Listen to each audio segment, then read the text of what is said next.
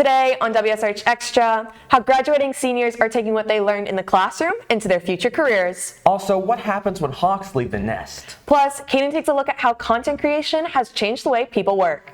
WSRH Extra starts now.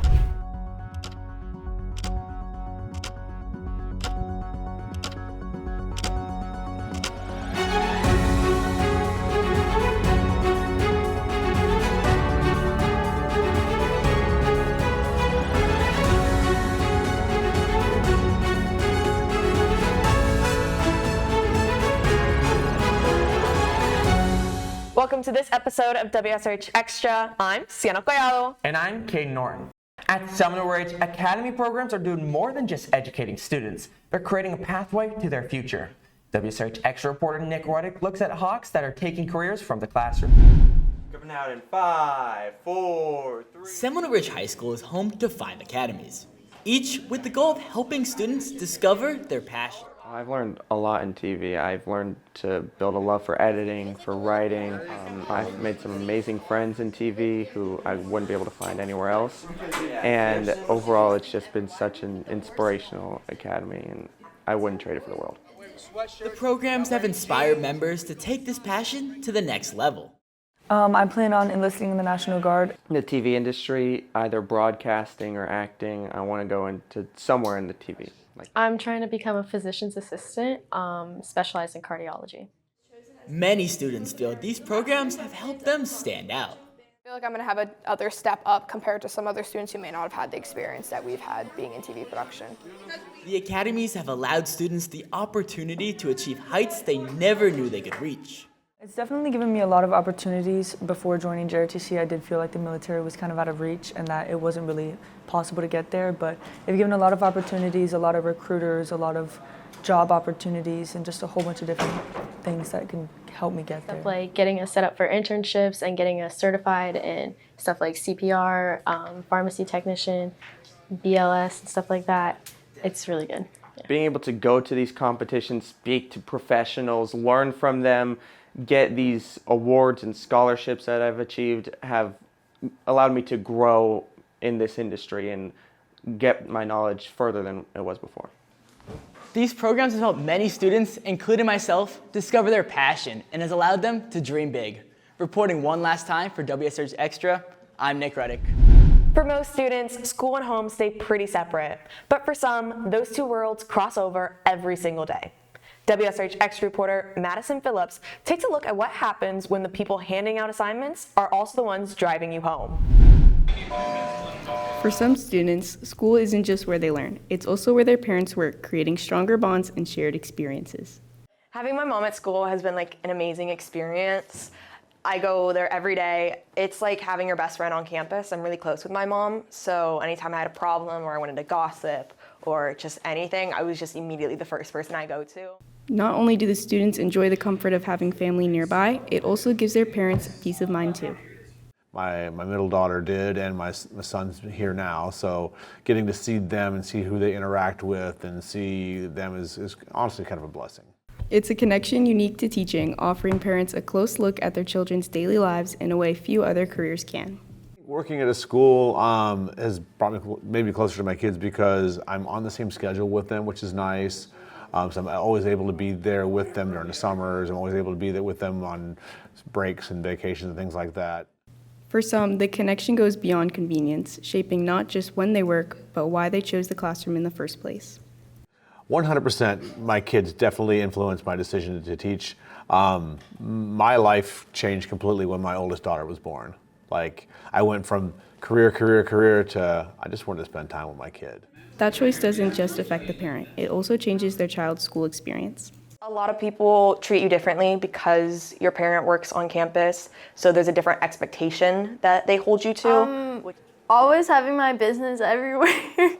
My mom talks about me to her students all the time, and her students are some of my friends, so they know stuff before me sometimes. But still, for many of the students with parents on campus, the positives outweigh the negatives. That my mom is just right across the courtyard is just so great. If I need anything, I just know she's right there. Whether it's support, a stronger connection, or a little less independence, having a parent on campus creates an experience unlike any other. For WSRH Extra, for the last time, I'm Madison Phillips. Out with the old and in with the new. As classes wind down, the library on campus is gearing up for a whole new makeover. WSRH Extra reporter Alexia Ordonez has the details on what students can expect when they return this fall. For many students, the library is a go-to spot on campus, but this summer, that familiar space will be transformed as remodeling begins. As far as improvement, there's not really anything that I can think of.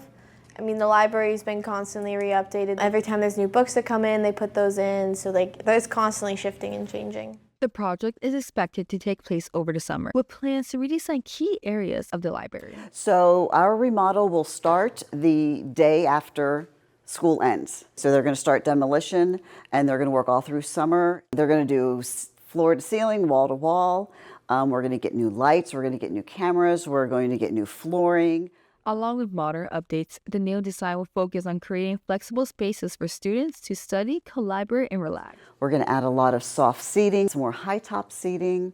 The shelving that's in the middle of the floor is going to be removed, and we're going to add more shelving around the edges. We're going to have some glass study rooms. However, for one senior, the library has been a constant part of her high school life, and this will be her last year experiencing it the way she always has. Especially because now that I'm leaving, it's going to be sad because I loved going to the library. I'm constantly doing the Ridge Reading Race every single year that we've had it, and so I'm just going to miss the familiarity of it. As students look forward to a new and improved library, this space will soon be transformed into a modern learning environment over the summer. For WSRH Extra, I'm Alexia Ordonez, signing out. Florida teachers received the lowest average salary for the third consecutive year, leaving many discouraged and financially unstable. Just when it seemed like no changes were coming, a new strategy to earn higher pay emerged. WSRH Extra reporter Mason Contessa has the story. Florida has been bottom 3 out of the 50 states for teacher pay for 3 consecutive years. As cost of living in Florida increases, but teacher salaries do not, even students are taking note of the issue. Most teachers are trying to get another job also at the same time because they can't afford to live out in West Palm or out in this area because the prices of living out here increased by 3.5% and their increase went up by 1%. Which is not enough for how much work they actually have to do. Considering Florida has such a high income compared to other states, the fact that we get so much money, especially from tourism, right, and stuff like that, I feel like it's very strange that we'd have such a low teacher pay compared to other states. After watching their teachers' efforts to receive higher pay fall flat for years, students are stepping in and volunteering to speak on their behalf, giving their own testimonies as to why teachers need higher wages. I volunteered to protest for raising teacher wages because I feel like they deserve it, as much hard work they put in to all the students to help them grow and build from now. I feel like they should get paid for that a lot more than they already do. I want to make a change to help people and other teachers live. So I can just imagine teachers who have 4 kids, it's a lot, and with such little pay, I feel like that's they should be getting more. The students volunteering to speak on the teachers' behalf feel they owe it to the ones who inspired them and had such a positive impact on their high school learning. Ms. Nicho really inspired me. I see how she works multiple different jobs just to get by, and she lives on her own with a dog. She's not paying for a whole family, a household. Miss Ahmad, she's an amazing teacher. She's done the best at not only preparing us for our ACE exam, she's made sure to review the material. In that class, it's not just about passing, you're actually learning the material, and she's made sure that all of her students have been given that opportunity. For some, it's even more personal, having seen the financial struggle up close through family members. My aunt's a teacher. She still works here. And my mother was also a teacher. My mother could not afford to pay, so she had to leave. So I resonate a lot with the idea of it's pretty much impossible to live in Florida as a teacher. My mom's a teacher, so she always talks about how much she actually has put in, and she clearly doesn't get that much out from all the benefits and stuff. There's not really a lot for them. The fight for increased salaries continues, but students and teachers are working together to push forward harder than ever. Signing off one last time for WSRH Extra, I'm Mason Contessa. As graduation approaches, many seniors are counting down the days until we can leave. But some are finding it harder to say a final goodbye. WSRH Extra reporter Lillian Amirian shows us how one teacher's passion has turned a regular English class into a second family. For many students, a classroom is just a place to learn. But for the seniors in Miss Hagen's class, it's become something more, a place filled with support, connection, and memories they won't leave behind. My classroom is set up for us to have deep conversations about the things that we read and discuss. And I feel like my teaching style is just very loving.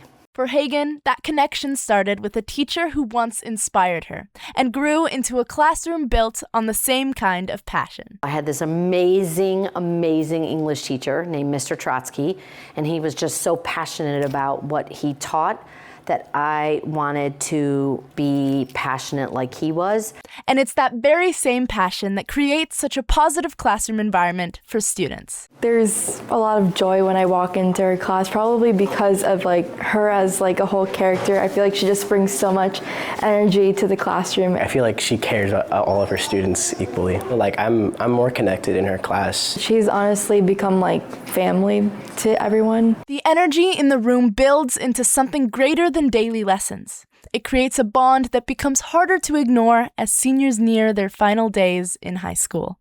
The end of the year is always very bittersweet for me because I'm so happy that they're leaving, but I'm also very sad because like I said, they crawl in here and they're here and it's hard to let them go. Once I leave school, it's I'll probably be thinking about how's she doing, how's this going on, and stuff like that. What remains is more than course content or grades. It's a classroom that shaped people, and people who shaped a classroom in return. When seniors leave, they're leaving a little piece of themselves here, not only in my classroom, but for Seminole Ridge as a whole. When seniors leave, they don't just take a diploma with them. They leave behind pieces of their stories in a classroom that will stay long after the final bell rings. Reporting for one last time for WSRH News, I'm Lillian Amirian. More and more teens are turning their hobbies, like playing video games, into potential careers, but not everyone sees it as a viable career. I decided to take on the question, is content creation considered a real job? Oh my goodness, chat, we are about to beat the Ender Dragon. Let's do this. Kaden, you've been on video games for a while now. I think it's time for you to get off. But Mom, I have 200 viewers right now. If I keep going, I might be able to turn this into something. I understand, and I'm glad you're excited about it. I just want to make sure you're also thinking about your future. Getting a real job. Okay, so I want to be the next big content creator. However, my mom has been getting on me for not having a real job. But this makes me think, is content creation considered a real job? For many people, the answer is no. When we think of a real job, we picture a steady paycheck, a set schedule, and maybe even a 9-to-5 office job. And content creation doesn't fit that mold. But that doesn't mean it isn't real. Platforms like YouTube, Instagram, and TikTok have completely changed the way people work. Creators build audiences, grow communities, and many times build full-time careers through monetization. And while it might look easy from the outside, there's a lot more going on behind the scenes. From planning ideas, filming the content, and editing it, content creation takes time, effort, and skill. In many ways, creators are their own managers, marketers, and production teams all at once. Still, there are valid concerns. Unlike traditional jobs, content creation can be unpredictable. Success isn't guaranteed and income isn't always stable. For every creator who makes it big, there are still thousands trying to grow. So maybe parents aren't wrong to worry, but maybe they're not entirely right either, because the definition of a real job is changing. Today, people are building careers in ways that didn't exist even a decade ago. And while it might not be traditional, it is real work, with real risks, real effort, and real rewards. Reporting for WSRH Extra, one last time, I'm Gabe Norton. This week was not only seniors last week, it was also Teacher Appreciation Week. Teachers put so much effort into making their classroom a memorable experience. I went around campus to find the special impacts teachers have had on their students. Hey guys, I'm Sienna. High school is a long 4 years, so we're gonna go around and see what teachers have made the most impact on the students. Mine is Miss Grosso and Miss Nicho. They have been my favorite teachers for the last 4 years and have been with me through everything. Miss McCallum. Miss Goldsmith. Probably Tribin, and practices in soccer are so fun with him. Miss Bacon. Stupid question, Miss Jenkins. Even stupider question, again, Miss Jenkins. Miss Green, because I just love her. Who's your favorite teacher and why? Miss Green, she's so funny. Mr. Wright and Miss Jenkins. What's your favorite memory with them? When I tackled Mr. Wright at STN. Miss Carter, and she's just really funny and really relatable. Miss Alondra and Miss Santos. Who are your favorite teachers? Miss Hagan and Miss Carter. At Chiefalo, my football coach.